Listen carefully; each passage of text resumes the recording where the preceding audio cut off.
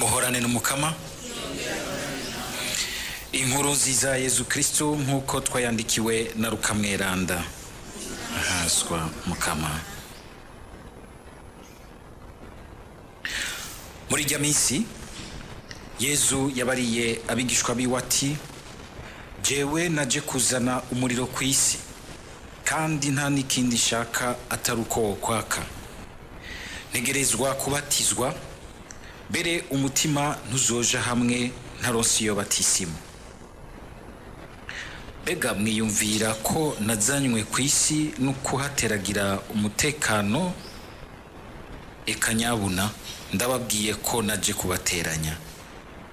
Kuva ubu inzu ibamwo batanu bazoshira kubiri, batatu batandukane na babiri, babiri nabo batandukane na batatu. Umwana azotandukana na se, satandukane n'umwana wiwe. Umukobwa azotandukana na nyina, nyina atandukane n'umukobwa wiwe. Umukazana azotandukana na inabukwe, inabukwe atandukane n'umukazana wiwe. Dushimagize iyi nkuru nziza ya Yezu Kristo.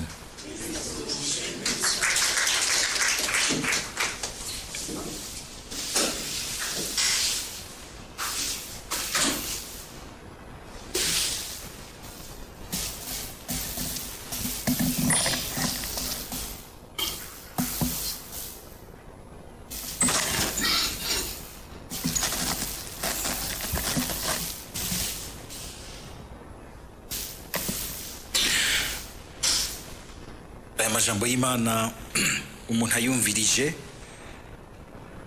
na cyane cyane iki gisomwa c'inkuru nziza, umuntu yavagira ubwoba kagira ati, mbega ashaho none Yezu ivyo bintu yazanye mu bantu ni biki? Kandi koko uko bikoze gushika nuko aho Yezu ashitse hariho abamwumva bakamwegukira. Kumwegukira nako nuguca usangira nawe ukunge nabona ibintu, ugasangira nawe imico n'imigenzo ashima ku muntu. Gaca usanga rimwe rimwe iyo rero umuntu ashimye kwemera Yezu Kristo gose by'ukuri adaca ku ruhande, hari ahantu acagongana n'abandi badashaka kumwemera no kumwakira mu kuri kose. Buryo ugiye kuraba ibi Yezu atubwira byo kumwakira, kumwegukira, niko turabivuga iyo turiko turabihimbaza mu ibatisimu ko twiyeguriye wese umukama, tubaye ab'Imana, tubaye ab'Imana, abana b'Imana. Ariko iyo ngingo tugenda turayisubiramo ukubaho kwacu kwa misi yose, iguma igaruka mu ngingo dufata. Kandi ugiye kuraba ubuzima bw'umuntu bwose ziguma ari ingingo aguma afata. Kuba uri ngaha ni ingingo wafashe ugira uti, nza kuba ndi ngaha ndanse kuba hajya handi hantu hariko hariyugurura imbere yanje, hariko harampamagara, hariko harandesha. Urahitamo uti ngiye kuba hajya. Ubuzima bw'umuntu bwose usanga ari ingingo zigenda zigerekerana uko nyene, mugabo zikagira aho ziva, kuko umuntu afata ingingo afise icyo ashaka gushikako. Iyo umuntu rero yafashe ingingo yo kwegukira Yezu Kristo uko vy'ukuri Yezu abimusaba, wamuca usanga rero ahantu agongana n'abandi badashaka kumwegukira. Nibavuze yuko Yezu avuze yuko bishobora gushika mbere bikanashika ko mu ngingo bene iyo ishobora no gukora no ku migenderanire imwe imwe usanga twita yuko ku bantu yitwa kumengana intakogwako. Imigenderanire hagati ya se n'umwana, y'umukobwa na nyina wiwe, y'umukazana na inabukwe, ugasanga ni imigenderanire tugira tuti iyi ntawe ukorako. Mugabo Yezu aje irashobora gukogwako. Igihe idashotse banyeneyo badashotse bose binjira mu ntumbere ya Yezu, iyo migenderanire irakogwako. Kuko umuntu aheza akamenya ati, ubu nahuye n'Imana idashaka. Si ukuvuga yuko Yezu umenga ashaka kugwanya iyo migenderanire, noya, mugabo haragera igihe ugasanga hari ahantu utegerezwa kumuhitamwo gusumba iyo yindi, abo bandi bose muri iyo migenderanire, abo bandi bose muri iyo migenderanire. Kandi iyo umuhisemwo hari igihe mu ntango udatahurwa, ariko kandi igihe umuhisemwo wumva neza ko ari uhisemwo kandi utamuhisemwo kukugwanya abo bandi, uraheza ukabandanya inzira yawe utekanye. Kuko burya hari igihe abantu bahitamwo Yesu Kristo wumva umenga bariko bagwanya abandi, aho rero sivyo. Uhitamwo Yesu Kristo kugira uti mu kumuhitamwo Yesu Kristo mwe naho mutaravyumva mbaye ndahitamwo n'urukiza rwanyu mwebwe mutaravyumva. Ni naho nabonye naho bakugira ko pressingana gutugira uti mu bisanzwe mpemukiye Yesu na mwebwe nza gusanga ndabahemukiye, kuko niwe buhigwe bwanyu. Nubwo mutarabitahura yarampamagaye kare kugira ngo ninjire mu bukiriro bwanje, ariko kandi kugira ngo nteramire n'ubukiriro bwanyu, nteramire n'ubukiriro bwanyu. Ico kintu sinzi ko mucumva. Ntimuze mwigere mwumva umenga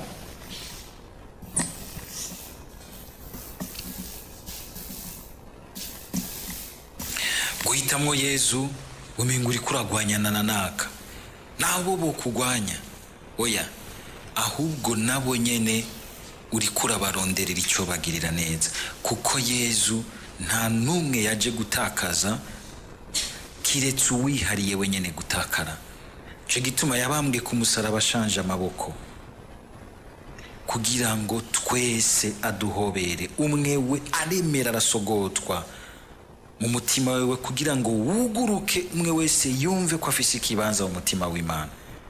Ariko birashyuka ugasanga hariho abatamwakiriye, ugacumenga abamwakiriye bababereye nk'ivyagirizi, bababereye nk'ababujije amahoro, kuko ukungene bameze bisa n'ibyagiriza ukungene abandi bameze gipagani kidashaka kwakira Yesu Kristo, kigwanya Yesu Kristo, ugaca usanga umenga bama bari mu ntambara. Ariko uwo yakiriye Yesu Kristo arazi neza yuko nka kujya kwa Paulo yaramwakiriye, mugabo abayahudi bagenzi be bagumye bazirikiye ku idini yabo ya kera, ntibigera bamunwa no mu mazi. Mugabo ukabona ingene yandika avuga ati ndumva yuko mu kwemera Yesu Kristo sinigeze mpemukira abasokuru, kuko Imana iraca bafise ku mugambi. Ariyo Yesu agize ati ndumva umucanwa ko nazanye kwisi utegerezwa kudomekwa n'ico, nuko agira ati n'abazowitaba nubwo batotahurwa n'umucanwa ndometse muri bo no muri bariya bataratahura, mwebwe mwatahuye kare ni mwebwe nshako kugira ngo n'abariya nze ndawudomeke. Ni wa mucanwa w'urukundo rwiwe, kuko Yesu ntiyaje guturira hibambewe. Murazi yuko nacagiye bamwima inzira agomba guca muri Samariya agenda mu Buyudeha, abigishwa bo basanzwe umenga bafise umucanwa wo guturira no gutongora, bamusavye bati tubwirize tumanura umucanwa, iyi mihimbiri ntizucu wuriwe. Hari abantu usanga bafise akantu kubwi ngo je ngo murazi uwo ndiwe, hari abo munacaco koza ntumaze kwandika ibitabo bingahe ngo dusome uriwe, cyangwa umaze gukora ibitangaro bingahe kuje ntimunzi, uje urazi ico no kugirira, uri iki wewe? Kuri umuntu Imana ihuha rimwe ukabuguye ngaho. Mugabo Yesu arababwira ati mwe mwaranyobeye, ati jewe sinaje gutikiza, naje gukiza, naje gukiza. Kumva yuko kwitaba inzira y'ubukiriro bwawe ubaye uranaba umugisha w'ubukiriro nabo bataratahura, nabo bataratahura. Kuko ivyo ndabivuze kubera yuko uyu munsi turimwe abantu benshi biyitira Yesu Kristo, ugasanga nko mu nzu imwe hari amadini ngahe ariko arahasekanira mu bantu bafise ico bapfana. Wame wibuka kuri umukatolika barya bose bategerezwa gutaha mu nzu muhira, nturiho kugira ngo ugwanyane nabo, kuko vyose bikomoka kuri we, vyose bigengwa nawe, kandi vyose biruhira kugaruka kuri we, vyose birakugaruka kuri we. ariko rero birumvikana ko umuntu amuhisemo yemera iyo ntambara, ubwo rugamba rimwe gusanga uremegwa, udatahurwa, mbere bamwe mugasanga baratswe n'ivyo bafitiye uburenganzira, ariko kukwanka kurekura Yesu Kristo n'ingingo yiwe muri bo, cyane cyane mu bintu bikomeye, bakemera rimwe mbere bagatanga n'ubuzima bwabo, bagatanga n'amaraso yabo, uca tubahimbaza ngo bahavuye batanga amaraso yabo, ngo bamesuza impuzu zabo ngo amaraso iyo mwagazi, hakumuhemukira bemeye gutanga ubuzima bwabo. Siko vyama bitworohera, hariho abapfuye abamaratiri niko bagasesegwa amaraso, mugara n'uburya n'abandi bamaratiri bumaratiri bwera bama bariko baranigana n'ibintu bibi by'umwijima bigomba kubasubirako, bakagira bati oya, kuko nitwabirekerana ngo tugomba kubanezereza, ni nkuko twese noba mpisemo ko twese twisuka mu rupfu. Nibitwumvise kandi iyo ntambara, uwo mucanwa wa Yesu Kristo, gukunda Yesu Kristo utubamwo kandi ukadutuma tuguma tugwana n'ivyitumwijima vyose bigomba gusubira kudusubiza mu ngiro n'ingendo vya kera vya gipagani twari twarahevye, twarahiye yuko tutazopfa dusubiye kugenderamo. Nibi Paulo mwumvise yavuze mu gisomwa ca mbere, murumva ingene yandikira abakristo ba Romani abibutsa, mugabo muri uko kubibutsa harimwe no kubabwira ati muvyibuke kugira ngo ntimusange mwabisubiyemo. Tugire Kristo. Shetani iramayeri gose, hari ubupagani buhinyitse bushobora kwinyegeza mu vy'ubukristo, kuko abayandikira n'abakristo mugabo akababwira ingene bavuye mu pagani, kuko azi neza yuko Shetani n'amayeri yayo, isi n'amayeri yayo bishobora kubasubirako. Ejo bundi sinzano muri groupe umuntu yarungitse aka video ka wamwigisha haraye gose, mbe yitwa gute uyu wigi gangi mbayahaga, ngeze vuga ati twitonda tuyu munsi hari ubundi bumaraya bukaze, ubumaraya bw'abantu bambaye amajipo agereza hariya hasi, bafise amacheve y'ama naturel, bagenda na Bibiliya bavuga ko bakijijwe, kandi yari korabukora ntiyumve ko ni ubupagani bwinyegeje mu bintu vy'ubukristo, kandi uyo kugira ngo ahinduke nukuri bitagora, bizosaba yuko umuntu amwisonzeshereza bikomeye, apfukama n'amavi agakoboka, ariko nawe nyene aguma ari umwana w'Imana. Imana iratwihanganira gushika. Turabe neza twese uyo akona karorero, nimba Paulo yavyandikiye abaromani nibishobora kudushikira, na cane ikibi ugasanga umuntu arabihisemwo kubibangikanya n'ivy'ubukristo, ugasanga ivy'ubukristo ni nka kaverni kugutoka uyu munsi, kuko twashize Imana imbere. Usokorotse utavuze Imana, abantu baca bagira baturi igipagano, uzukurutse uvahe. Mu Burundi no muri Afrika nivyo bigezweho, agaca yemera kwambara ko kaverni, mugabo indana agira ati ndazi ico ngomba kopera, mugabo ko gikeneye akaverni k'ubukristo kugira nze nshike hariya mu bakristo, dushike muri Radio Maria. Hari umuntu yegeze kuzazanye vya bintu vy'igipagani vya contraception, bayimurungikanye ngo jana kuri Radio Maria vy'ibikarandiriye vy'ibiki, acagira amahigwe meza angwako, arabimpa ndabiravye, ndamubazani ibi bintu ni bande babikurungikanye, mwahushije inzira. Nawe nyene niba hari umukristo, hari abakristo usanga nta kundi bagira ati none tubeho gute, nayo mafaranga nzananye muri ivyo turayarya nta kundi, ariko ugasanga kumbure uku canke kuriya hariho ahantu wa mucanwa wa Yezu uri kurawuzimya muri wewe. Ndamubwira nti bisubizo wabikuye kuko wahushije inzira, ibi ntivyinjira ngaha. Aramara maragira ati najewe pati naye ndabizitsije wati none nahakundi nakazi kabinsavye. Ugaca wumva be naho rero. Hariho ahantu bitoroha. Paul akagira ati birashoboka yuko rero mu ntambara bene izo usanga igipagani cadusubiyeko, kabona umuntu yari yaravuye mu bintu, yaravuye mu kaboregwe. Mu Baromani rero hariho ingeso ziteye ubwoba z'igipagani giteye ubwoba. Ni nk'izi tubona ziserugwa cyane nk'akarorero na boîte de nuit murayibona.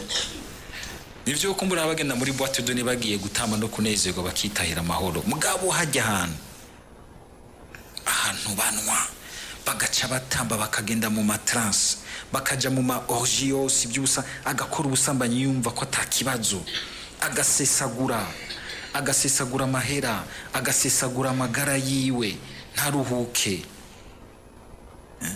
Hari abantu ubona ko amaboîte menshi yazana hajya mu gisagara ca Bujumbura. Tuzindutse mu misa ya 6h du matin kuri Saint Michel n'abakristo bagira bati n'umunsi w'Imana ko bararayo samedi. Agaca ataha ku munsi w'Imana bukeye akagira ati kugira ngo sinze kuyagiriza mu bwenge ko nasivye umunsi w'Imana, agahitana imisa kuri Saint Michel 6h du matin. Uyo muntu yosenga gute? Ukabona bariko barisinzirira ko erezuma kw'Imana, Imana n'umunyembabazi. Twese iratwihanganira ariko umwe wese arabe ubwo nta kintu c'agapagani ka kera cansubiyeko. Urunwa ururimi rubi, inzigo, gasanga biri nko mu bantu bakorera hamwe ubutumwa, ububeshi, kandi ugasanga umuntu abikora nkana kugira ngo ajabutse izindi nyungu ziwashaka, canke aboneke, canke aganze, canke agira iki. Ugwanko bene ivyo rero Paul akagira ati ku muntu abirekeranye biraheza bikamugira ngo umushumba, ubwo bushumba bukavyara urupfu. No kuvuga hariho ikintu kigenda kirapfa c'ubuzima bw'Imana muri twebwe. Hakagira igihe ugasanga umukristo uramuhebuye aho wamubonye. Mu misi ugasanga asa n'umukristo ageze hanze ukamuyobegwa mu ngingo, hageze gufata ingingo mu bintu bimwe bimwe ukamuyobegwa.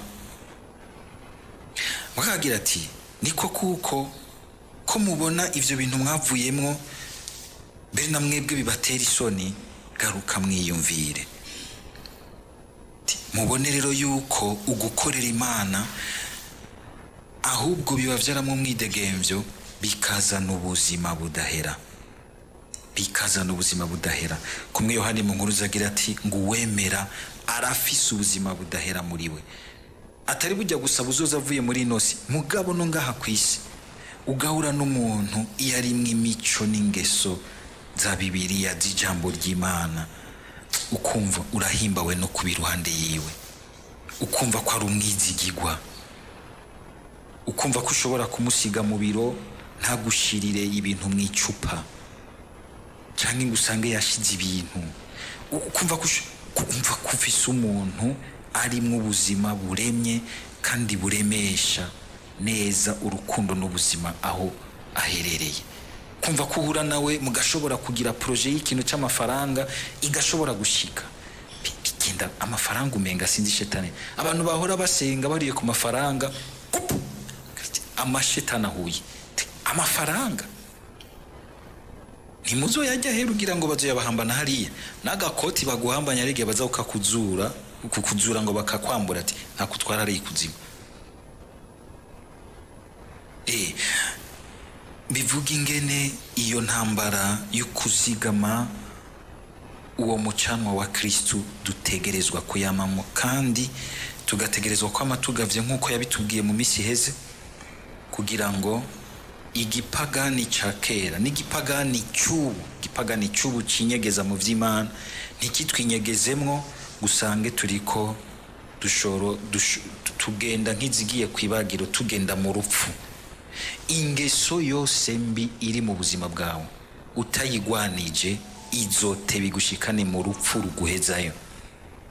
Gusaba umukama rero umwe wese ariyizi mbere y'Imana, iki niki nta kukirekerana. Nemera kuba umusirikare ari ku rugamba, hakuba umuntu yafashwe mpiri. Amen.